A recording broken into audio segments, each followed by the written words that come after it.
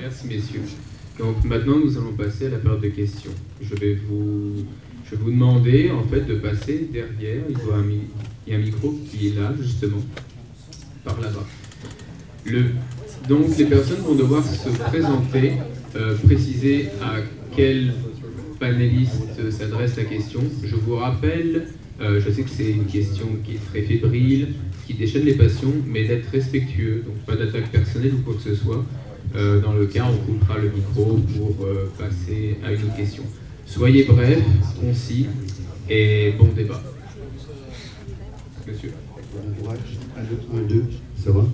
On a droit à combien de questions? Une question. Il y a beaucoup de monde, comme vous pouvez voir.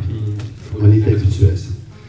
Je croyais ce soir qu'on aurait un débat scientifique, en présence de scientifiques. Je m'aperçois qu'on a 2 hommes d'affaires qui sont chevronnés, bravo, mais on n'a pas de réponse technique. Moi, ma question, j'en ai plusieurs, mais je vais reprendre celle de Marc Durand parce que vous n'y avez pas répondu. On focus, là. Je voudrais savoir, d'après vous, combien de temps dure un puits de gaz une fois que vous l'avez fermé? C'est clair comme question technique. Moi, je ne viens pas à un débat politique ici, il y a des tribunes ailleurs pour ça. Je veux votre opinion technique. Vous êtes un spécialiste. Non, vous n'êtes pas un spécialiste, je m'excuse. Est-ce que vous pouvez juste vous nommer, s'il vous plaît? Ah oui, Jacques Tétrault. J'aimerais. Bon, ça va. Alors, je veux savoir, c'est clair, combien de temps, d'après vous, un puits de gaz de schiste dure quand on l'a fermé avant qu'il commence à avoir des problèmes? Oui, le coffrage, quand on abandonne un puits, on utilise le fluide qui est dans le réacteur. Fluide stable. Et aussi, on utilise les plugs, steel plugs, high-tech steel plugs, avec le ciment aussi. Et je sais, dans ma carrière, j'ai réentré un puits qui a foré dans les années 60 et le coffrage est parfait. On a foré 2 millions de puits en Amérique du Nord il y a pendant plus de 100 ans. Et mais ma question parle des puits de gaz de schiste. Où voyez-vous la différence? Oh, c'est il y a une différence. Juste une question. Oui, où est la différence entre le gaz conventionnel et le gaz de schiste pour vous? Monsieur Durand l'a très bien expliqué. C'est du méthane, c'est 2 puits de gaz. Je ne parle pas de la molécule CH4, monsieur. Soyez intelligent, s'il vous plaît. Merci. Excusez-moi, ils ont tenté de répondre à votre question. Ils ont tenté, oui. Monsieur, la méthode pour forer un puits pour gaz de schiste ou pour la roche de sable ou les carbonates, mais la méthode est exactement la même chose. Exactement la même chose. C'est seulement, la différence, c'est seulement on utilise une fracturation qui est plus grande que les fracturations conventionnelles dans les années 80 ou 90. Mais la méthode pour forer le puits et pour abandonner le puits est exactement la même chose. Aucune différence. Aucune différence. Exactement, la technologie a changé. La technologie aujourd'hui, c'est évident que beaucoup plus meilleure que la technologie il y a 100 ans. Les puits qui ont foré 100 ans, il y a 100 ans, utilisent le coffrage de bois. Mais on a abandonné beaucoup des puits avec la technologie qui utilise le coffrage de bois et les bois, cette puits n'a pas de problème à cause de la terre est très lourde et la terre est, quand le bois est quand le bois est poré, la terre est naturellement fermée le puits. C'est la raison pour le coffrage. Merci. Forever. Parce que quand le carforage, on a l'expérience avec les puits qui utilisent le carforage des bois et le bois, le bois est pourri aujourd'hui. Mais il n'y a pas de problème avec les puits comme ça. On a l'expérience, monsieur. Merci beaucoup. Nous allons... Non, c'est pas moi. L'industrie, mais partout le monde, seulement dans l'Amérique du Nord, il y a près de 2 millions de puits et on a foré les puits plus de 100 ans et on a abandonné beaucoup de puits qui est très vieux et qui utilisent technologie beaucoup moins de qualité que la technologie aujourd'hui. Merci beaucoup. C'est possible d'avoir une exception, naturellement, monsieur. Il y a des exceptions, mais il y a beaucoup de puits qui est abandonné. C'est possible de lire les études. C'est possible de lire cette étude. Monsieur, oui, essayez d'être un peu plus court dans votre réponse pour permettre à tout le monde de pouvoir intervenir et les questions de ne pas s'étirer non plus et d'être plus précises et concises. Merci beaucoup. Est-ce que je peux avoir 30 secondes juste pour ajouter un complément à la réponse? Je vous en prie, 30 secondes. Écoutez, on ne peut pas du tout extrapoler les données des puits de gisement conventionnels. Dans le cas d'un forage de 1000 mètres, qui serait un forage d'exploration ou un forage qui arrive dans un gisement conventionnel, comme je vous le montre, il y a environ 1000 mètres cubes de roc qui est perturbé. Dans le cas des gaz de schiste, on n'a aucune idée de ce qui va se passer parce que c'est totalement différent. Je vous ai dit qu'au lieu d'avoir extrait la totalité du gaz, on n'en a extrait que 20 Monsieur Bénin, si vous arrivez à 50 vous êtes vraiment le premier à avoir un chiffre comme ça, parce que partout aux États-Unis, on parle entre 15 et 20, et l'Office national de l'énergie a cité le chiffre de 20 du méthane est récupérable pendant le début de production. Mais la grande différence, on ne peut pas du tout extrapoler ce qu'on connaît des puits conventionnels, parce qu'ici, je vous parlais de 1000, ici, lorsqu'on tient compte que le massif est fracturé de façon irréversible, c'est entre 50 et 150 millions de mètres cubes qui est modifié. Qu'est-ce qui va se passer face à la structure du puits? La remise en pression, elle est évidente, et c'est ça la grande différence. Merci. Prochaine question. Pierre Rayon, comité de vigilance gaz de schiste Saint-Denis-de-Brompton. Saint-Denis-de-Brompton, c'est quelques kilomètres de Sherbrooke et c'est claimé par la Junex. J'espère que la réponse à la question que je vais demander va avoir une réponse précise. Si, en Pennsylvanie, on n'a pas réussi à sauvegarder la nappe phréatique, pensez-vous réussir ça, à faire ça ici? Parce qu'ici, la question qu'on dit aux gens, il y a des gens qui sont pour le gaz et d'autres contre. Nous mentionne qu'on leur fait peur en disant qu'on peut contaminer la nappe phréatique. Si ailleurs la nappe phréatique est contaminée, comment pouvez-vous concevoir qu'ici, elle ne sera pas contaminée? Et ça, c'est le nœud de la guerre, c'est l'eau. On n'a plus d'eau dans notre secteur à cause de gaz. Qu'est-ce qui arrive avec nos maisons? Ça devient de la politique encore. Tout est politique autour du gaz. Nous, ce qu'on se bat, c'est l'eau. Êtes-vous capable de nous garantir que notre eau, c'est garanti que vous ne touchez pas notre nappe phréatique? On n'a rien contre les compagnies gazières. On a sur la perte de notre eau. C'est le gouvernement qui devrait en lui-même dire « Vous ne touchez pas à l'eau du secteur du Québec.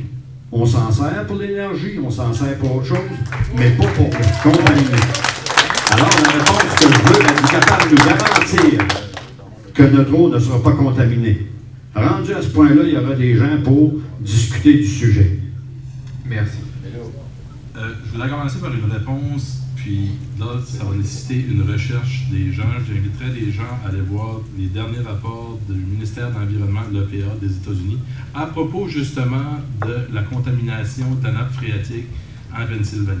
Il y a un tout nouveau rapport qui vient de sortir il y a 10 jours, puis si vous allez le voir sur Internet, vous allez voir de quoi je parle. On ne peut pas nécessairement, avec le nombre de pluies qu'il y a eu de forêts en Amérique du Nord, s'il y avait eu une vaste étendue, puis d'énormes dangers comme qu'on a tout le temps parlé, puis la peur qui a été créée partout dans le monde, je pense qu'on aurait entendu parler beaucoup plus que qu'est-ce que c'est qu'on a vu là. OK, premièrement. Deuxièmement, j'aime pas me comparer à qu'est-ce qu'on voit aux États-Unis. Le cadre réglementaire canadien, les ingénieurs canadiens, on utilise des procédés différents de qu'est-ce qu'on voit là-bas. Puis c'est pour ça qu'on doit avoir des lois strictes sur les coffrages, sur les façons de procéder, puis l'établissement. L'étude environnementale stratégique, pour moi, est nécessaire. Il n'y aura aucune activité qui va se faire dans ce domaine-là avant 2014 au Québec. Puis on a besoin d'un cadre réglementaire strict, justement, pour garantir ces choses-là. Pour juste terminer ma question, c'était si on a 31 puits dans la vallée du Saint-Laurent, qui est Saint-Hyacinthe et ainsi de suite, et qu'il y en a 19 qui coulent, on est correct.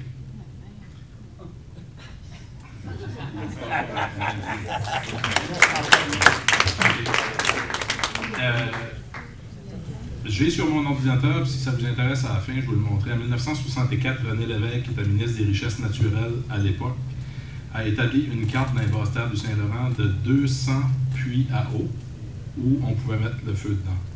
J'ai cette carte-là sur mon... il y avait assez de méthane dedans pour que les puits puissent prendre un feu.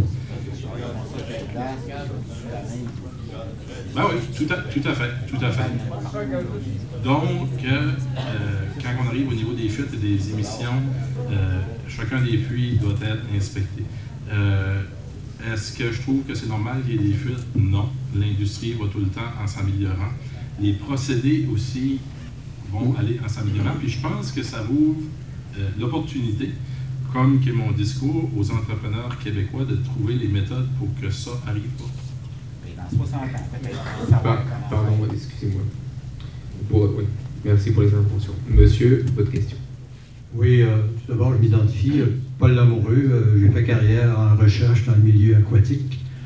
Alors, d'abord, j'aimerais remercier les panélistes qui sont ici ce soir. Il faut quand même une somme de travail et de courage pour être là, aux trois panélistes.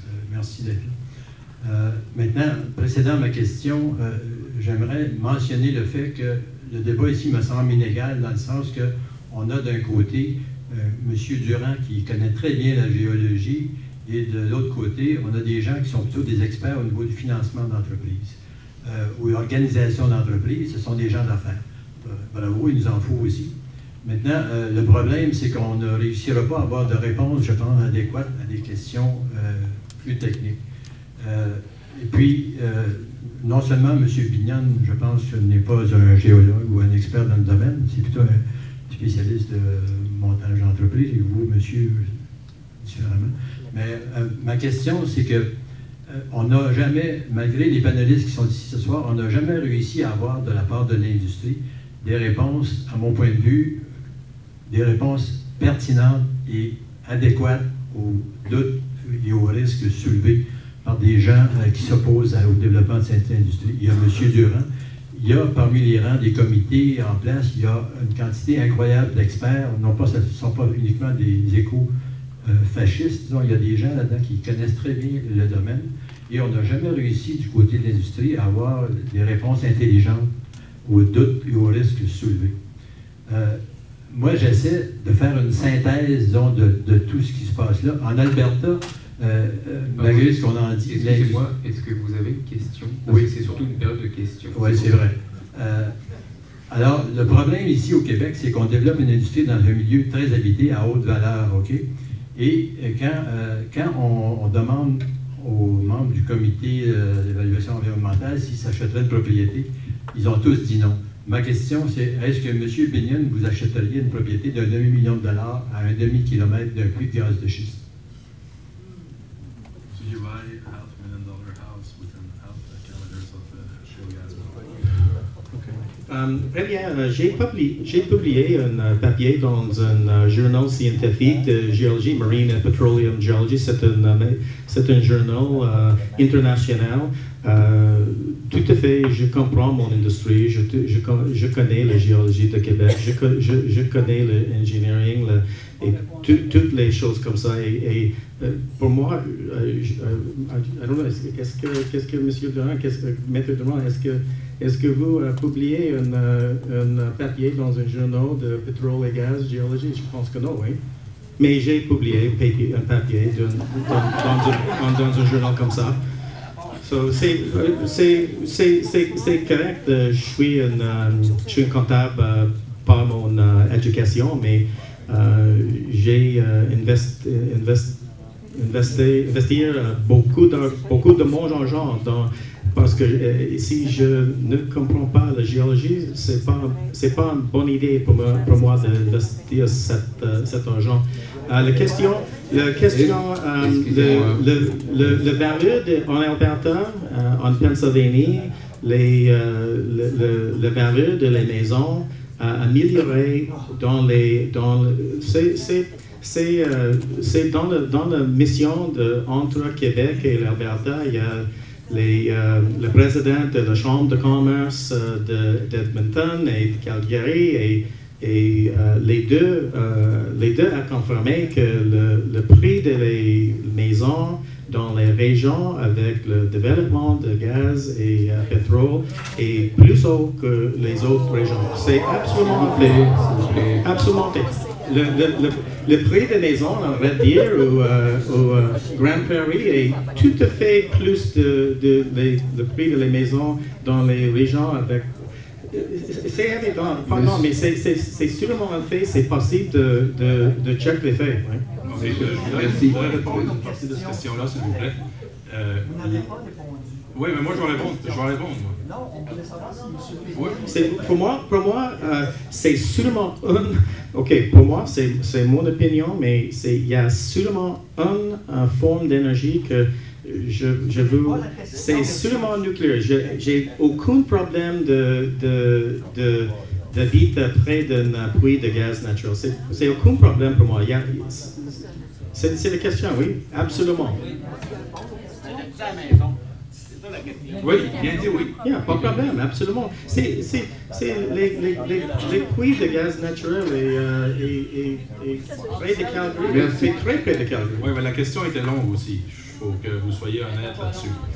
C'est une question, oui. Moi, je vais répondre une partie parce qu'on a parlé de la densité de population. 80% des puits en Alberta sont entre Calgary et Edmonton, où la population a une densité la même qu'entre Québec et Montréal.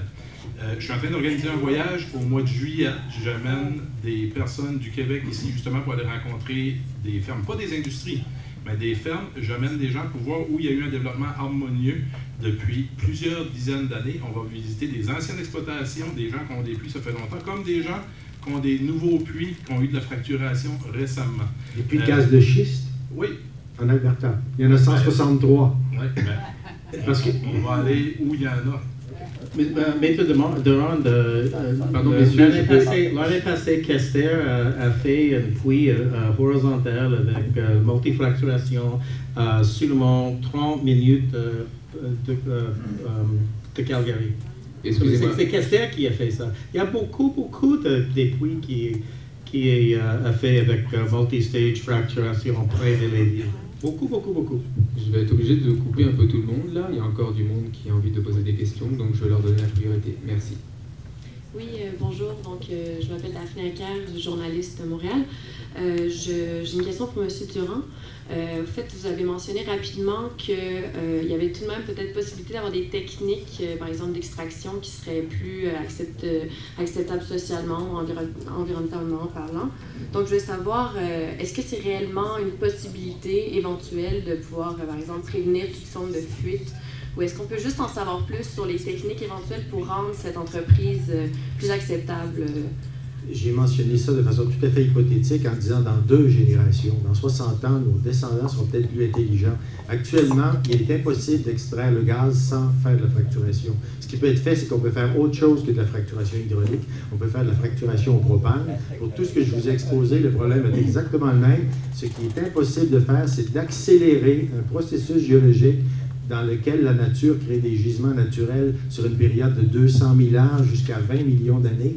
Là, on pense qu'en cassant la roche, quelle que soit la technique, à la dynamite, peu importe, vous ne réussirez jamais à accélérer le processus géologique et on aura toujours un écrémage des premiers 20% et les 80% sont là qui vont demeurer. C'est sûr qu'en plus, il y a tous les problèmes d'eau. Ma spécialité, moi, c'est l'ingénierie des puits et je vous parle d'une loi géologique très net, établi, et ce n'est pas du tout un modèle contesté. M. Binion, la plupart des experts dans le domaine partagent exactement cette même vision. Les gisements de gaz naturel conventionnels ne se sont pas créés en 5 ans, ou en 2 ans, ou en 30 ans. Ce sont des processus géologiques lents.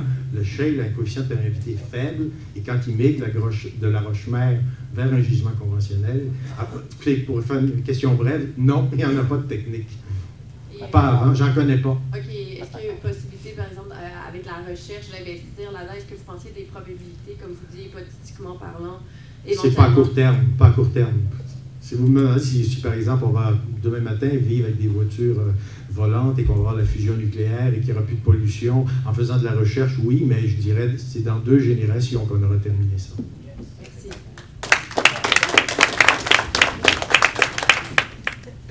Bonjour, mon nom est Hélène North-Brown. Je représente le regroupement citoyen d'Otterburn Park Gaz de schiste.